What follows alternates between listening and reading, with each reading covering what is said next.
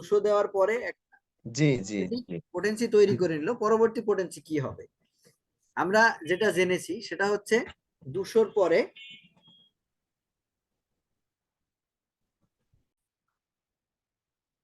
হ্যাঁ, তো আমরা বলছিলাম যে সিএম এর পরে বেড়ে গেল 200 দিলাম, 200-র পরে আমরা কি করব? 200-র পরে আমরা 500 দেব। 500 1M যদি এভাবে রেসপন্স করতে থাকে তাহলে এইভাবেই ধীরে ধীরে আমরা সামনের দিকে এগোবো। এখন কথা হচ্ছে যে যেহেতু আমরা জানি যে অটোমেটিক একটা সুইটেবল পোটেন্সি তৈরি করে নিল, তাহলে আমাদের পরবর্তী পোটেন্সি নিয়ে একটা কিন্তু কনফিউশন তৈরি হবে। এখন আমরা ধরে নিই যে সিএম এ অ্যাগ্রাভেশন হলো, সিএম যথোপযুক্ত ছিল না ওই মানুষটার জন্য, তাহলে কি হয়েছে? অ্যাগ্রাভেশন হয়েছে। অ্যাগ্রাভেশন হলে আমরা কি করেছি? আমরা 200 দিয়েছি, 200 দিলে অ্যাগ্রাভেশন পিরিয়ড কেটে গেছে। পরবর্তীতে আমরা কি করছি? আমরা পরবর্তী পোটেন্সি মানে 500 দরকার হলে 500 1M 10M এভাবে করে সামনের দিকে এগোচ্ছি। তার মানে হচ্ছে আমাদের যে অ্যাগ্রাভেশন পিরিয়ডটা কেটে গেছে 200 দেওয়ার ফলে যে অ্যাগ্রাভেশনটা হয়েছিল সেইটা এবং সিএম দুটো একসাথে ম্যানেজ হয়ে আমাদের ভাইটাল ফোর্স একটা সুন্দর পোটেন্সি তৈরি করে নিয়েছিল এবং সেটা ঠিক হয়ে গেছিল। এখন আমরা সামনের দিকে এগোতে গেলে আমাদের 500 1M করে এগোতে হবে। তাহলে এইখানে আমরা বলতে পারি যে অ্যাগ্রাভেশন পিরিয়ডটা কাটানোর জন্য আমরা 200 ব্যবহার করেছিলাম, অ্যাগ্রাভেশন পিরিয়ড কেটেও গেছিল। তারপরে আমরা পরবর্তীতে মেডিসিন প্রয়োজন হলে 200 দিচ্ছি, 200-র পরে 500 দিচ্ছি। এখন যে এই যে বিতর্কটা তৈরি হয়ে গেল যে অটোমেটিক ভাবে একটা পোটেন্সি তৈরি করে নিল নাকি অ্যাগ্রাভেশন কেটে গেল, তা আমরা যদি এই তর্ক যুক্তি একসাথে করি তাহলে আমরা দেখতে পাচ্ছি যে আমরা তার অ্যাগ্রাভেশন পিরিয়ডটা কাটিয়ে দিতে পারলাম। কেন বলছি? কারণ হচ্ছে যে আমরা পরবর্তী যখনই ওই মানুষটার ওষুধের দরকার হচ্ছে বা মেডিসিনের দরকার হচ্ছে তখন আমরা কি করছি? 500 প্রদান করছি, 500 তাকে সেবন করাচ্ছি। 500 সেবন করালে সেই মানুষটা আগের থেকে আরো বেশি ভালো থাকছেন। তাহলে আমরা কিন্তু এটা বলতেই পারলাম যে তার অ্যাগ্রাভেশন পিরিয়ডটা, যে অ্যাগ্রাভেশন হয়েছিল সিএম দেওয়ার ফলে, তাতে লোয়ার পোটেন্সি দেওয়াতে তার অ্যাগ্রাভেশনটা কমে গেল এবং আস্তে আস্তে এবার আমরা সামনের দিকে এগোলাম। আজকে আমাদের আলোচনার বিষয় ছিল পিটিএস। আমাদের আলোচনার বিষয় ছিল পিটিএস, পোস্ট ট্রমা সিন্ড্রোম। হ্যাঁ, পোস্ট ট্রমা সিন্ড্রোমটা আমরা একটু জানবো আজকে। সবার আগে কে বলবে? আমাদের সরকার ভাই আছে, এম এ সরকার ভাই। এম এ সরকার ভাই বলবে। আসসালামু আলাইকুম। ওয়ালাইকুম আসসালাম।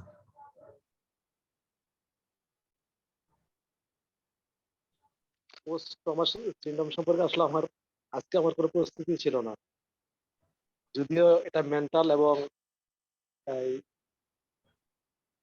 শারীরিক এবং মানসিক দুইটাই কভার করে, দুইটাই ট্রমা সৃষ্টি করে। এই ট্রমাকে দূর করার জন্য আমরা পোস্ট ট্রমা সিনড্রোম আমরা ইউজ করি আর কি। সেখানে কার্বোবেস, কার্বো এনিমোডিস এবং সুরিনাম দিয়ে এই ট্রমাগুলো দূর করতে হয় আর কি। জি জাহিদ ভাই। হ্যাঁ, আচ্ছা, এবার কে বলবে? হ্যাঁ, মাসুম সরকার ভাই।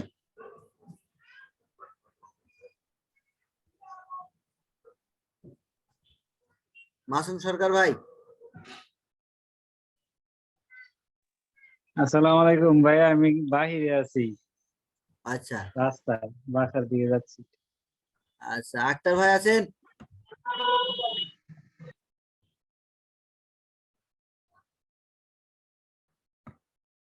আক্তার ভাই নেই। তহিদ ভাই? জি আছি স্যার। বলেন।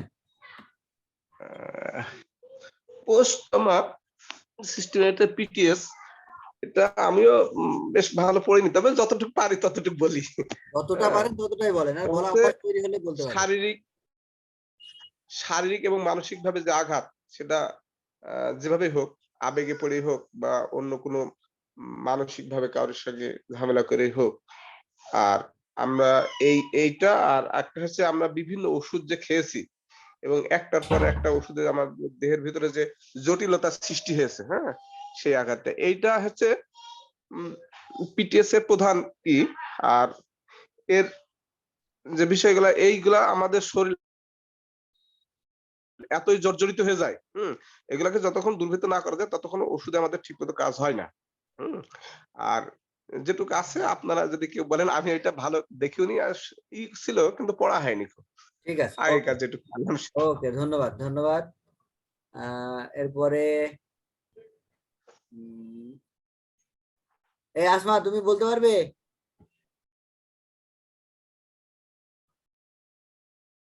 আসমা, আসসালামু আলাইকুম। আসসালাম। স্যার আমি অত ভালো পারবো না, অবশ্য আজকে যদি ফিক্সড করে দেন সামনের দিন হয়তো চেষ্টা করব। যে একটা লাইন বললেও বলো।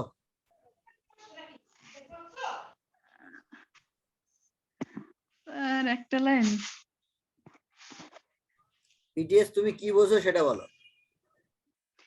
এই কি বলেছে পিটিএস ওটা বলো বলতে তুমি। তো হচ্ছে এই যে মানসিক আঘাত, যেমন কোনো কিছুর, স্যার ওইভাবে আসলে এখন বলতে পারছি না। বাবলু ভাই,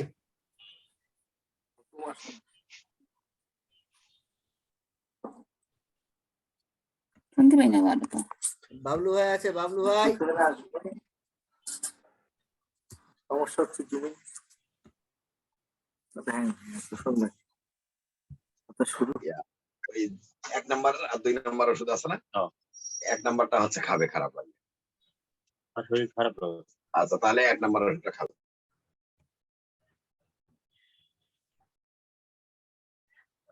আচ্ছা, পিটিএস নিয়ে আমি কথা বলি আজকে। আর কেউ বলতে চাইলে হাত তুলতে পারেন। ফাতেমা আপা,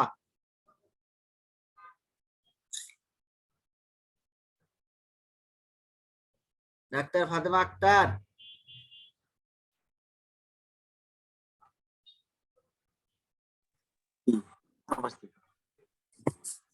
তুমি হ্যান্ডকল অন্যগুলো মিজান ভাই বলেন।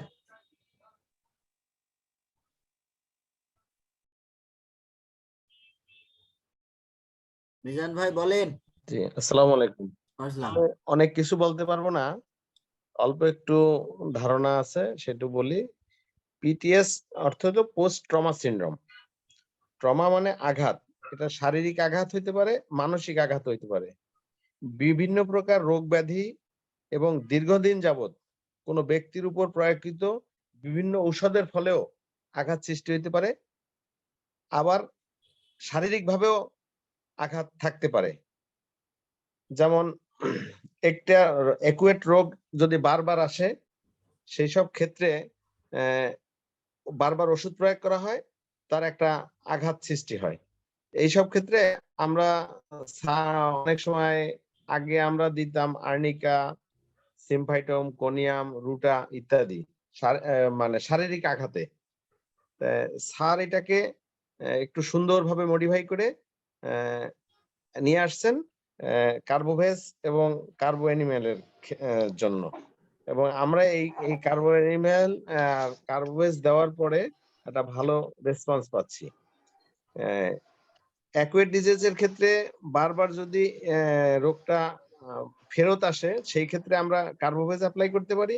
আবার ভয়ঙ্কর কোনো প্যাথোলজি নেই কিন্তু গ্ল্যান্ডের উপরে খুব ভালো কাজ করতেছে, সেই সব ক্ষেত্রে আমরা কার্বো অ্যানিমেল দিতে পারি। স্যার এখানে বলছিলেন কার্বোভেজের অসমাপ্ত কাজটা কার্বো অ্যানিমেল করে, আর কার্বো অ্যানিমেল করার পরে আমরা যদি সরিনাম অ্যাপ্লাই করি, সেই ক্ষেত্রে পূর্ণ কাজটা সমাধান হয়ে যাবে। এই ছিল, এর বাকিটা আপনি বলবেন ইনশাল্লাহ। আল্লাহ হাফেজ। আচ্ছা, আর কেউ কিছু বলবে?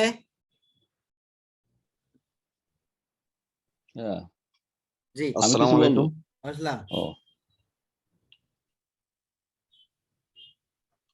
বলেন।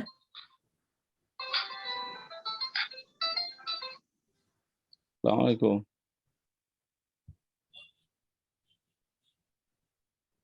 আর কেউ কিছু বলবে? জি, রোহান আক্তার, ওই যে তহিদ ভাইয়ের রোগী, একটু কথা বলতে চাচ্ছি। হ্যাঁ হ্যাঁ, বলেন বলেন।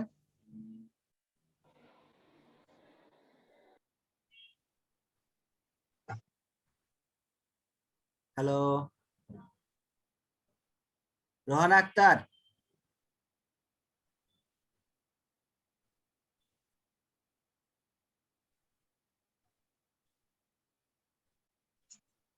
স্যার কি শোনা যায়? হ্যাঁ বাবুল আক্তার সাহেব, শোনা যায়।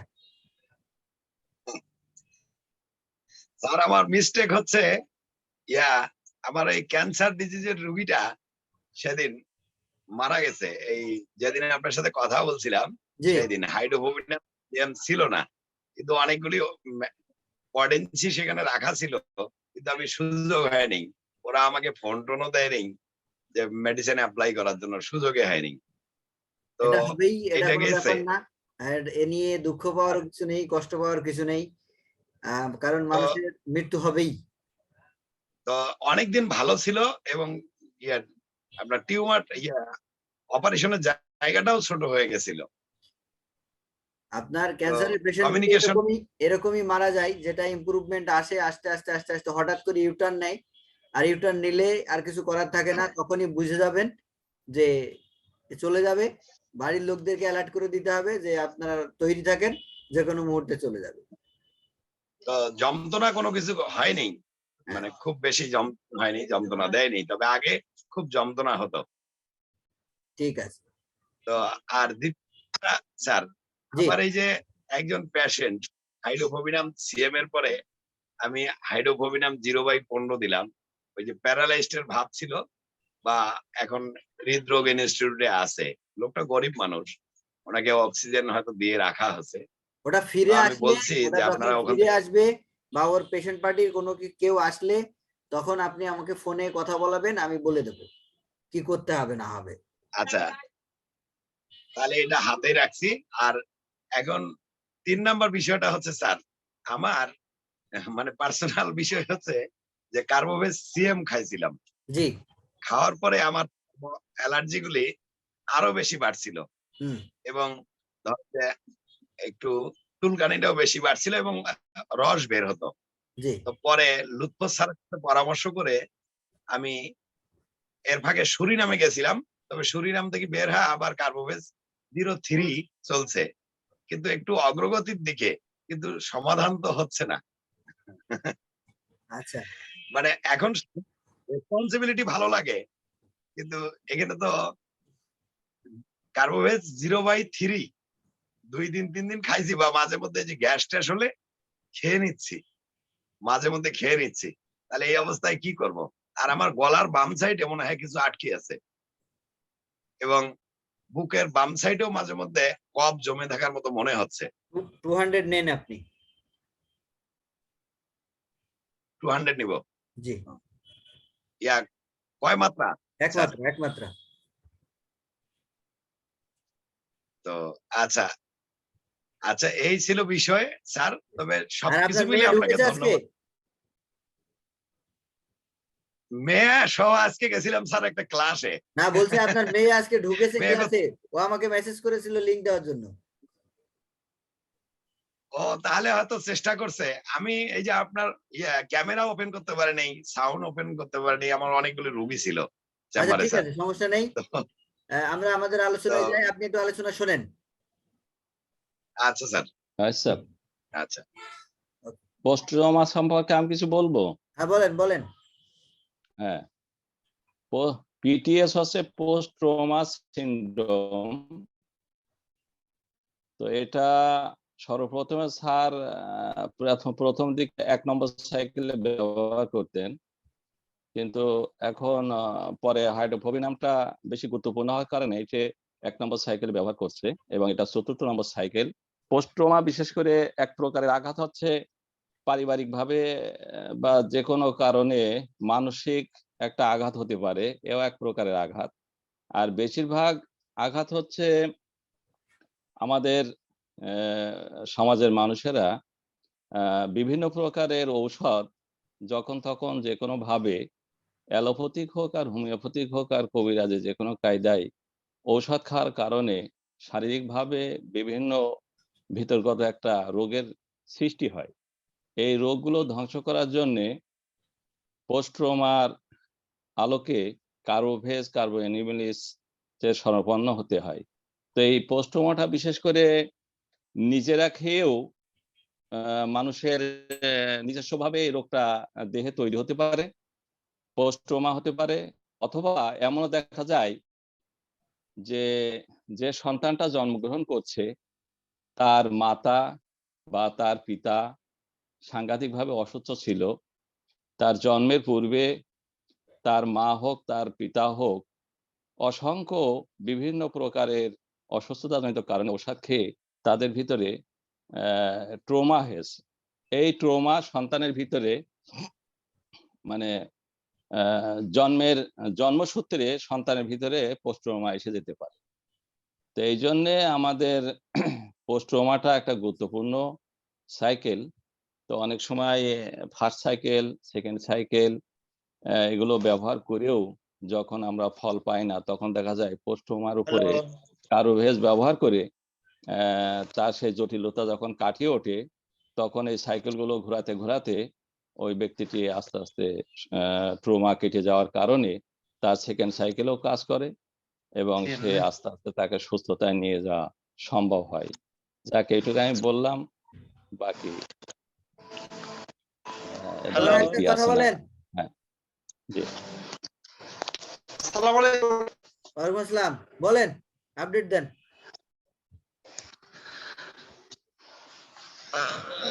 বাবুকে এই নিচে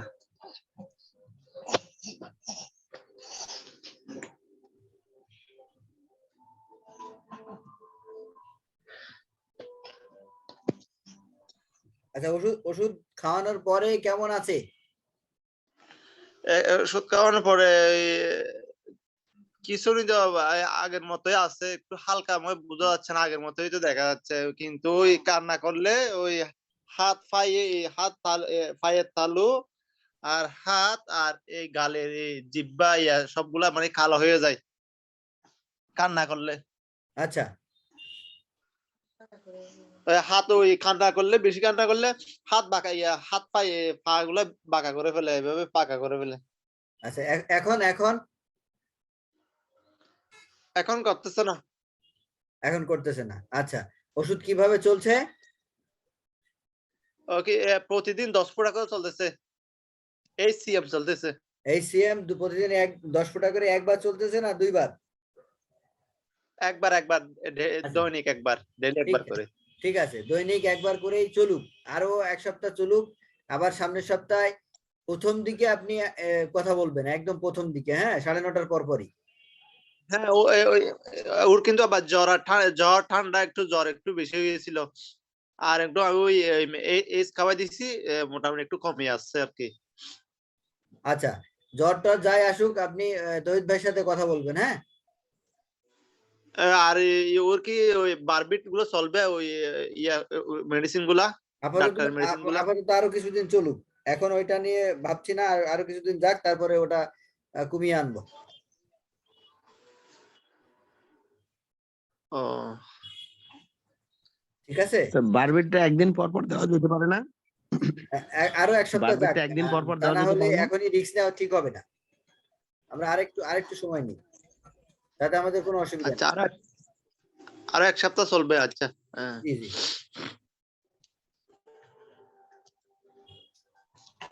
আচ্ছা, ঠিক আছে, আপনি এবার বিদায় নেন, আমরা আমাদের ক্লাসটা সামনের দিকে এগিয়ে নিয়ে যাই। আচ্ছা, ঠিক আছে। পিটিএস নিয়ে আমরা কথা বলছিলাম। PTS, post trauma syndrome. ওয়ালাইকুম আসসালাম। পোস্ট ট্রমা সিনড্রোম এটা কি জিনিস? পোস্ট ট্রমা সিনড্রোম, ট্রমা মানে আমরা সবাই জানি যে আঘাত, সেটা মানসিক আঘাত হতে পারে, তারপরে শারীরিক আঘাত হতে পারে, বা ঔষধজনিত আঘাত হতে পারে। এখন তাহলে তো ট্রমা সিনড্রোম বলতে পারতাম। পোস্ট কেন বলছি? পোস্ট বলছি এই কারণে, যেটা তার শরীরের মধ্যে দীর্ঘদিন ধরে চলে আসতেছে, যার জন্য ওই মানুষটা একটা কষ্ট ভোগ করে চলেছে। তার মানে হচ্ছে কি সেটা তার মধ্যে স্থায়ী হয়ে গেছে। ব্যাপারটা এরকম যে স্থায়ীভাবে যেই আঘাতের কষ্ট বয়ে নিয়ে বেড়াচ্ছে মানুষটা, সেইটাই পোস্ট ট্রমা বলছি। ট্রমা মানে আঘাত, আর সেই আঘাত বুঝাতে গিয়ে শুধুমাত্র যদি আমরা ট্রমা বলি, তাহলে আঘাতজনিত যেই লক্ষণ এখন প্রকাশ পেয়েছে, যেমন আমরা জানি যে আর্নিকার আঘাত কালশিরে হয়ে যায়, সেখানে ব্যথা থাকে, ফুলে ওঠে, ইত্যাদি ইত্যাদি। তো সেগুলো কি হচ্ছে, আমরা আর্নিকা দিচ্ছি, ভালো হয়ে যাচ্ছে, এটা হচ্ছে ট্রমা চলে গেল। কিন্তু আর্নিকা দেওয়ার পরেও ভালো হলো না, আর্নিকা দেওয়ার পরেও ভালো হলো না, যেটা তার শরীরের মধ্যে সেই কষ্টটা থেকে গেল, ব্যথা ওর মধ্যে আছেই, উপরে যে দাগ ছিল, ক্ষত ছিল, সেগুলো শুকিয়ে গেল, তবুও তার কষ্ট যাচ্ছে না। এইটাকে আমরা পোস্ট ট্রমা বলছি। এখন ট্রমা দেখলাম আমরা 3 ধরনের হয়ে থাকে, 3 ভাবে আমাদের মাঝে চলে আসছে। একটা হচ্ছে শারীরিক আঘাতজনিত trauma, physical trauma, mental trauma, medicinal trauma. Physical trauma, আঘাত লেগেছিল, আঘাতের ব্যথা আজও আছে, মাঝে মধ্যে সেই আঘাতের ব্যথা কষ্ট দেয়, নিয়মিত কষ্ট দেয়, প্রায় কষ্ট দেয়। তো এই কষ্ট থেকে দূর করার জন্য, কষ্টটা দূর করার জন্য আমরা কি করছি, আমরা সেখানে কার্বোভেজ অ্যাপ্লাই করছি। সে যে কোনো আঘাত হতে পারে, আঘাতজনিত ট্রমাটা দূর করার জন্য যদি আমাদের অন্য কোনো মেডিসিন ফার্স্ট সাইকেল সেকেন্ড সাইকেলে না যায়, তাহলে আমরা ফোর্থ সাইকেলে এসে এই আঘাতজনিত যে কষ্ট রয়েছে সেই কষ্ট দূর করার জন্য কার্বোভেজ দিচ্ছি। কার্বোভেজ দিলে সেটা চলে যাচ্ছে। মানসিক আঘাত, মানসিক আঘাতটা কেমন, সেটা হতে পারে তার আপনজনদের কাছ থেকে কষ্ট পাওয়া, বা তার প্রিয় মানুষটার কাছ থেকে কষ্ট পাওয়া, হতে পারে প্রেমিকের কাছ থেকে কষ্ট পাওয়া, প্রেমিকার কাছ থেকে কষ্ট পাওয়া, স্বামীর কাছ থেকে কষ্ট পাওয়া, স্ত্রীর কাছ থেকে কষ্ট পাওয়া। সেই কষ্টটা তার মধ্যে থেকে যাচ্ছে এবং সে এই কষ্ট নিয়েই চলছে। একটা সময় সে এই কষ্টের কারণে বিভিন্ন শারীরিক বা মানসিক বিকৃত লক্ষণ তার মধ্যে প্রকাশ পাচ্ছে। আমরা যখন ইতিহাস নিতে যাচ্ছি বা কেস টেকিং করতে যাচ্ছি যে এটা শুরু হলো কবে,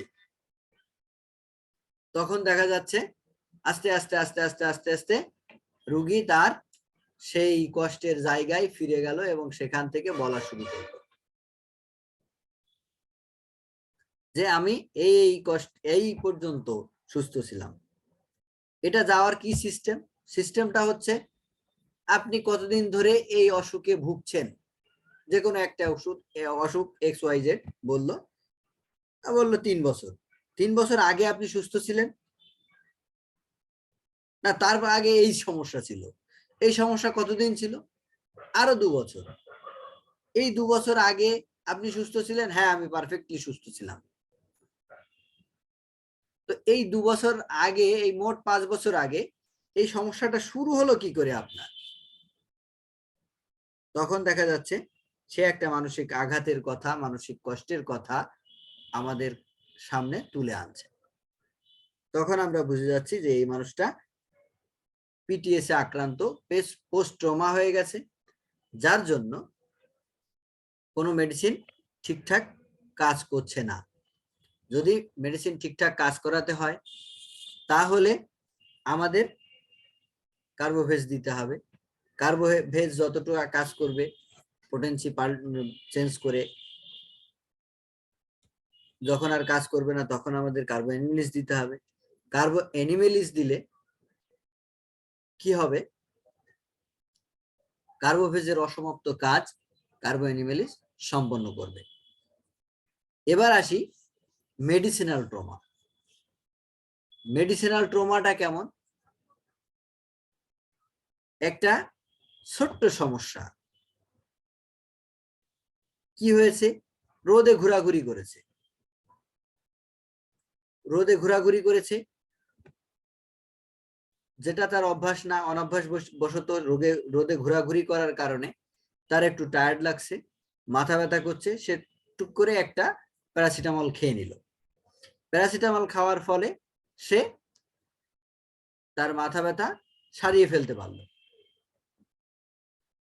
এরপরে অন্য আর একদিন ওইরকম সেম ভাবে তার কষ্ট হলো, সে প্যারাসিটামল আবার নিল। আরো একটা ভুল যেটা সব সময় হয়ে থাকে বা দেখে থাকি আমরা, সেটা হচ্ছে একটা মানুষ কোথাও কম্পিটিশন করে হোক বা দাওয়াতে গিয়ে হোক, তার যা খাবার প্রয়োজন তার থেকে অতিরিক্ত কিছু খাবার সে খেয়ে ফেলেছে।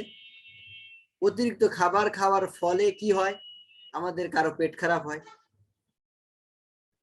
কারো পেট খারাপ না হয়ে বরঞ্চ গ্যাসে পেটটা শক্ত হয়ে আসে, তার পায়খানা ঠিকঠাক হয় না, কারো লুজ মোশন হয়, কারো পায়খানা ঠিক হয় না,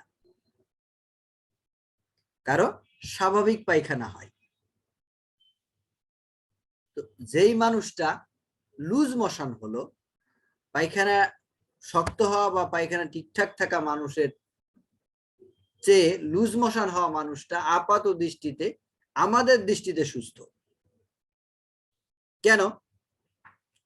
কারণ হচ্ছে এই মানুষটা যখন তার প্রয়োজনের অতিরিক্ত খাবার খেয়ে ফেলেছে, তখন ভাইটাল ফোর্স দেখেছে যদি এই মানুষটার এই অতিরিক্ত খাবারটা থেকে যায় তাহলে বডিতে ফ্যাট জমে যাবে, আর বডিতে ফ্যাট জমে গেলে মানুষটা মোটা হয়ে যাবে, আর মোটা হয়ে গেলে তখন তার বিভিন্ন সমস্যা তৈরি হতে পারে। অতএব এই ফ্যাট বডিতে জমতে দেওয়া যাবে না, সরিয়ে ফেলতে হবে। তাই লুজ মোশন তৈরি হচ্ছে এবং মানুষটার অতিরিক্ত যে ফ্যাট নিয়েছিল সে ফ্যাটটা বের করে দিচ্ছে। আমরা কি করছি, ফ্যাট সম্পূর্ণ বের হওয়ার আগেই তড়িঘড়ি আমরা কোনো অ্যালোপ্যাথি হোক, হোমিওপ্যাথি হোক, ইউনানি হোক, আয়ুর্বেদিক হোক, যে কোনো মেডিসিন দিয়ে যে কোনো ভাবে আমরা সেই বাথরুম হওয়াটা বন্ধ করে দিচ্ছি।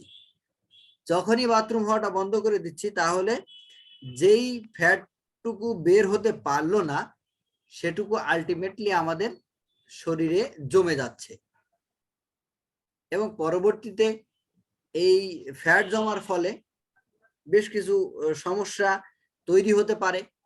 সেটা এখন আলোচ্য বিষয় নয়, যখন আলোচনায় আসবে তখন সেটা নিয়ে কথা বলা যাবে। তো এইভাবে কিন্তু আমাদের ছোট্ট ছোট্ট করে আস্তে আস্তে ধীরে ধীরে আমরা কিন্তু এই ট্রমা তৈরি করছি। ট্রমা একটা মানুষ নিয়ে জন্মাতে পারে, আবার ট্রমা নিজে নিজে তৈরি করা যেতে পারে। একটা মানুষ কিভাবে ট্রমা নিয়ে জন্মাতে পারে? নবদম্পতি, তাদের বিয়ে হলো, তারা প্রথম প্ল্যানিং করলো যে তাদের 2 বছর বা 3 বছর কোনো বাচ্চা কাচ্চা চায় না। তারা কি করবে? তারা একটা নির্দিষ্ট প্ল্যান পরিকল্পনার মাধ্যমে এগোবে এবং তাদের যে কনজুগাল লাইফ লিড হবে, তাদের যে ইন্টারকোর্স হবে, সেই ইন্টারকোর্সের বাচ্চা রোগবার জন্য তারা একটা মেডিসিন খাবে বা মেডিসিন নেবে। সেই মেডিসিন নেওয়ার ফলে কি হচ্ছে, তাদের বাচ্চা আসছে না। যখন তারা মেডিসিনটা ছেড়ে দিল তখন তাদের বাচ্চা আসলো। এই যে 2টা বছর বা 3টা বছর বা 1.5 বছর বা 2.5 বছর বা 4 বছর তারা বাচ্চা নিল না, এর ফলে যে মেডিসিন তারা ইউজ করলো সেই মেডিসিনের ইফেক্ট কিন্তু এই বাচ্চার মধ্যে চলে আসবে। যখন এই বাচ্চার মধ্যে তাদের মেডিসিনের ইফেক্ট চলে আসবে তখন কিন্তু এই বাচ্চা ওই মেডিসিনাল ট্রমা নিয়ে জন্মগ্রহণ করলো। এবার আসি, প্রথম বেবিতে তারা কোনো প্ল্যানিং করেনি, যত দ্রুত আসে ততই ভালো। ব্যাস, প্রথম বেবিতে ওই মেডিসিনাল ট্রমা তাদের মধ্যে নেই। দ্বিতীয় বেবির সময় তারা একটা দীর্ঘ টাইম এই প্ল্যানিং এর মধ্যে থাকলো, তাদের দ্বিতীয় বেবিটা প্রথম বেবির তুলনায় বেশি মেডিসিনাল ট্রমা নিয়ে জন্মাবে। ট্রমা এভাবে মেডিসিনাল ট্রমা নিয়ে জন্মাতে পারে।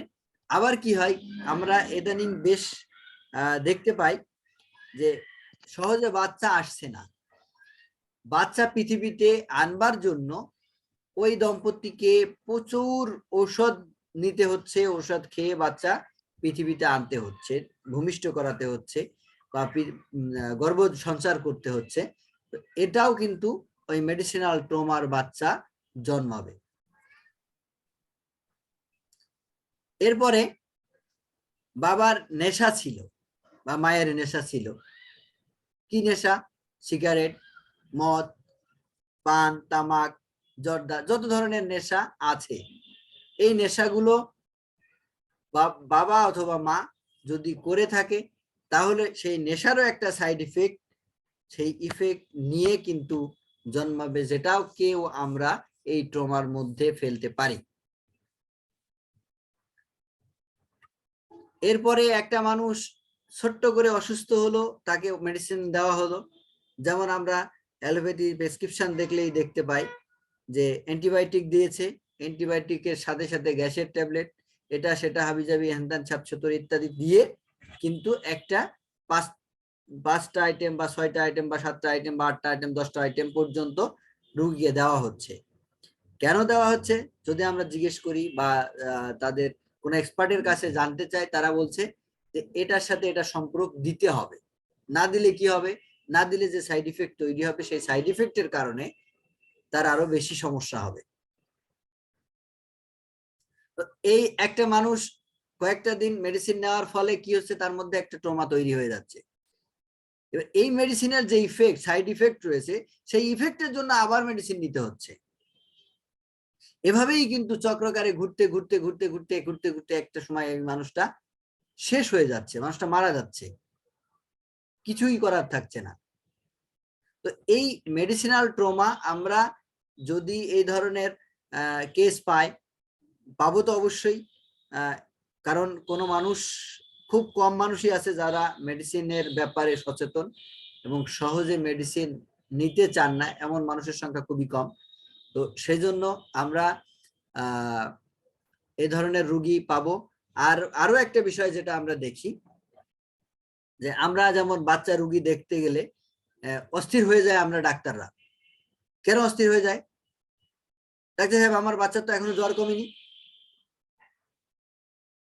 থার্মোমিটার সবার বাসায় আছে, বাচ্চা আছে মানে থার্মোমিটার আছে, আর থার্মোমিটার আছে মানে জ্বর বারবার মাপছে আর বারবার আপনাকে ফোন করছে, আপনাকে জ্বালাচ্ছে।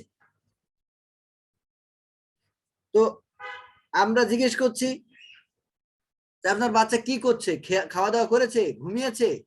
বললো হ্যাঁ, খাওয়া দাওয়া করে ঘুমিয়ে গেছে, কিন্তু জ্বর ভেবে দেখলাম 102, 2 ঘন্টা আগেও দেখলাম 102, এখনো দেখলাম 102। আপনার বাচ্চা কি জ্বরের ঘোরে কোনো কষ্টকর কোনো শব্দ বা আপনার কি দেখে মনে হচ্ছে যে না সে জ্বরের জন্য কষ্ট আছে, এরকম কোনো কিছু মনে হচ্ছে কিনা? বলছে না, জ্বর কমছে না, আপনি জ্বর কমেন তো, অত কথার দরকার নেই আমার। মানুষ বোঝে না যে জ্বর কমে যাবে, যেহেতু তার শরীরে শান্তি আছে, সে ঘুমিয়ে যাচ্ছে, সে খাওয়া দাওয়া করছে, সে খেলাধুলো করছে, জ্বর একসময় থাকবে না, এটা মানুষ বোঝে না, বোঝানো কষ্ট হয়ে যায়। এরপরে আর কি হচ্ছে, ছোট বাচ্চা মানুষ না বুঝে নোংরা খেয়ে ফেলেছে, ময়লা কোনো খাবার দাবার খেয়ে ফেলেছে, খেয়ে ফেলার সাথে কি হয়েছে, কিছুক্ষণ পরে পেট খারাপ হয়ে যায়। কিছুক্ষণ পরে পেট খারাপ হয়েছে, পেট খারাপ হওয়ার সাথে সাথেই আমাদের সচেতন গার্জিয়ান মাথা নষ্ট, এক্ষুনি দৌড় দিয়ে ডাক্তারের কাছে গিয়ে তার পেট খারাপ বন্ধ করার জন্য মেডিসিন দেওয়া হচ্ছে। পেট খারাপ বন্ধ হয়ে গেল, তার সেই ময়লাটা বের হতে পারলো না, ময়লাটা থেকে গেল, এদিকে মেডিসিনাল ট্রমা, ওদিকে নোংরা ট্রমা, দুটো ট্রমা একসাথে হয়ে গেল।